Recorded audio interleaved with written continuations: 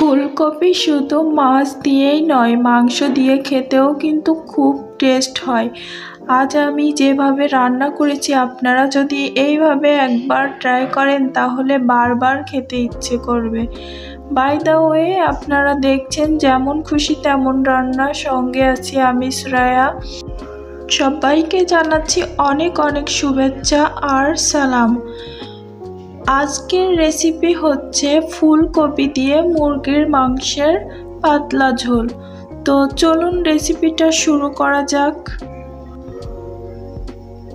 তো রেসিপিটার জন্য প্রথমে আমি মুরগির মাংস নিয়ে নিয়েছি কয়েক পিস এইভাবে কেটে, আর সাথে ফুলকপি। তো একটা ফুলকপির কিছুটা নিয়েছি আমি, দেখে তো বুঝতেই পারছেন। এখন এটাকে আমি কেটে নিচ্ছি।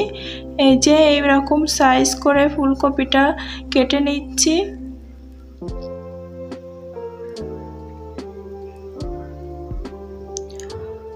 তো ফুলকপির এই রেসিপিটা খেতে অসাধারণ হয়। আপনারা তো দেখেই বুঝতে পারছেন ঠিক কতটা লোভনীয় হয়েছে দেখতে, আর যতটা লোভনীয় দেখতে খেতেও কিন্তু ততটাই টেস্টি।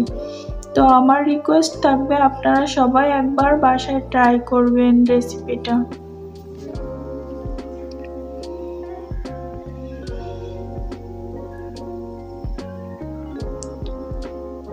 তো আমার ফুলকপিগুলো কেটে নেওয়া হয়ে গেছে, এখন এগুলোকে উঠিয়ে নিচ্ছি। তো এরপর আমি একটা কড়াইয়ে একটু তেল দিয়ে তার ভিতর ফুলকপিগুলো দিয়ে ভেজে নেব হালকাভাবে। ফুলকপিটা ভেজে নিলে এর যে একটা স্মেল থাকে কাঁচা কাঁচা, সেটা আর মাংসের ভিতর যাবে না, খেতে টেস্টি হবে। তো আমি এখানে কিন্তু একটু হলুদ ব্যবহার করে শুধু ভাজবো, কোনো লবণ দেব না। তো কালারের জন্য এই যে আমি একটু হলুদ দিয়ে দিয়েছি। এখন এটা নেড়ে চেড়ে নিচ্ছি।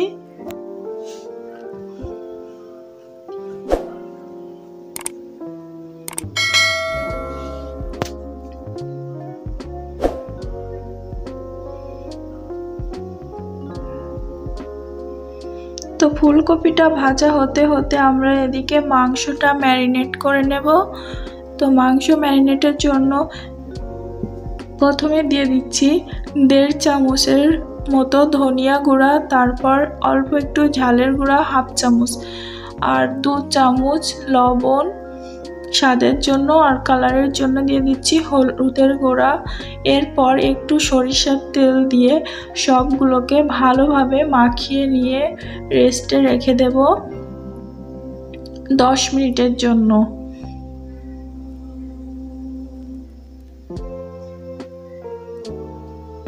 তো এই যে এদিকে আমার ফুলকপিগুলো ভাজা হয়ে গেছে দেখুন হালকা। তো এবার আমি এই ফুলকপিগুলো নামিয়ে ডিরেক্ট মাংসের ভিতরে দিয়ে দিচ্ছি, কেননা মাংস আর ফুলকপিটা আরও কিছুক্ষণ ম্যারিনেট করে রাখতে হবে। তো এখন মাংস আর ফুলকপির গায়ে মশলাগুলো ভালোভাবে মাখিয়ে নিচ্ছি। তবে এই যে ম্যারিনেশনের সময় যে মশলা দিয়েছি এটা কিন্তু একবারেই আমি ব্যবহার করেছি, পরে আর দেব না।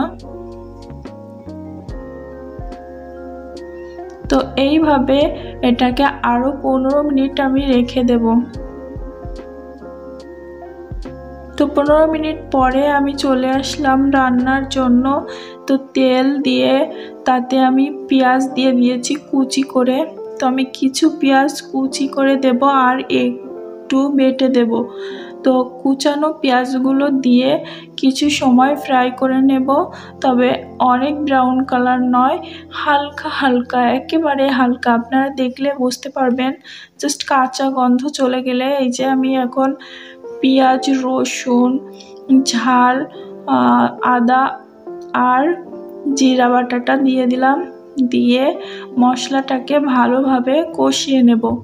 তো এখানে মশলা কষানোর জন্য আমি একটু অল্প পানি ব্যবহার করব, যাতে মশলাটা ভালোভাবে কষানো হয়। কেননা মশলার এই কাঁচা গন্ধটা যদি থাকে তাহলে কিন্তু তরকারির স্বাদ হয় না। তো যদি আমি একটু পানি দিয়ে মশলাটা ভালোভাবে কষিয়ে নিই তাহলে কিন্তু কাঁচা গন্ধটা থাকে না আর ভালোও লাগে খেতে। তো দেখুন বন্ধুরা, আমার মশলাটা কষানো হয়ে গেছে, মশলা থেকে কিন্তু তেল ছেড়ে দিয়েছে। তো আমি 1 মিনিটের মতো নাড়াচাড়া করে নিয়ে এরপর দিয়ে দিচ্ছি ম্যারিনেট করে রাখা ফুলকপি আর মুরগির মাংসটা।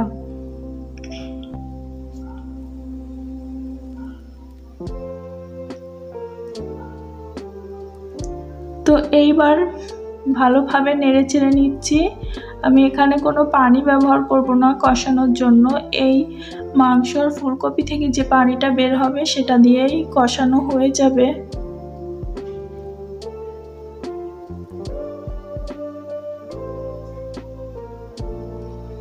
তো এখন ঢাকা দিয়ে রেখে দেব 5 মিনিটের জন্য। ফিরে এলাম 5 মিনিট পর। দেখুন বন্ধুরা, ফুলকপি আর মাংস থেকে কিন্তু হালকা পানি বের হয়েছে, অনেকটা বের হয়নি।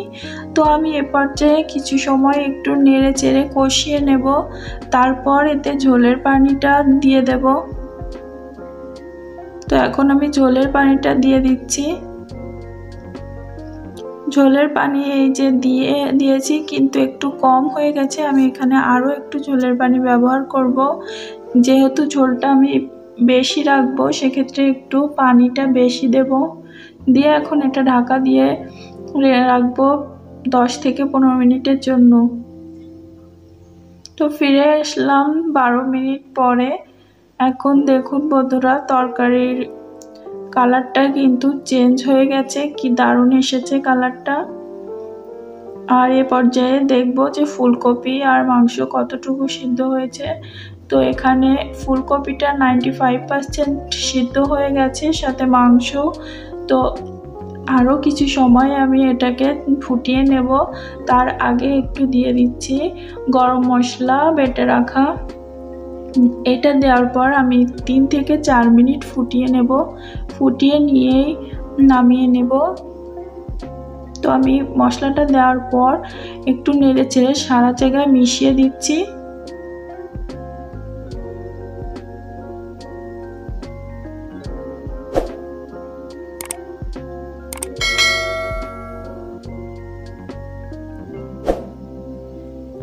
তো 4 মিনিট পর আমি এটাকে নামিয়ে নিয়েছি। দেখুন বন্ধুরা, কি দারুণ হয়েছে দেখতে, আর গ্রেভিটা দেখুন কি সুন্দর হয়েছে।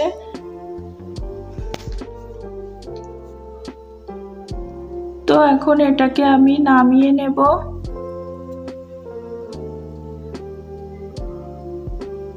এই যে আমি নামিয়ে নিচ্ছি। বন্ধুরা, আমার ভিডিওটি যদি আপনাদের ভালো লেগে থাকে তাহলে আমার চ্যানেলটিকে সাবস্ক্রাইব করুন, লাইক কমেন্ট শেয়ার করে আমার পাশেই থাকুন। গরম গরম ভাতের সাথে কিন্তু খেতে অনেক মজা হবে। বাই দ্য ওয়ে, আপনারা দেখছিলেন যেমন খুশি তেমন রান্নার, সঙ্গে ছিলাম আমি শ্রেয়া।